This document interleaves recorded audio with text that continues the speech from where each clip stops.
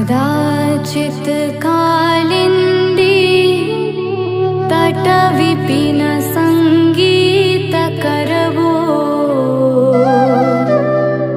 मुदा भीरी नारी वदन कमला स्वाद मधुप रमा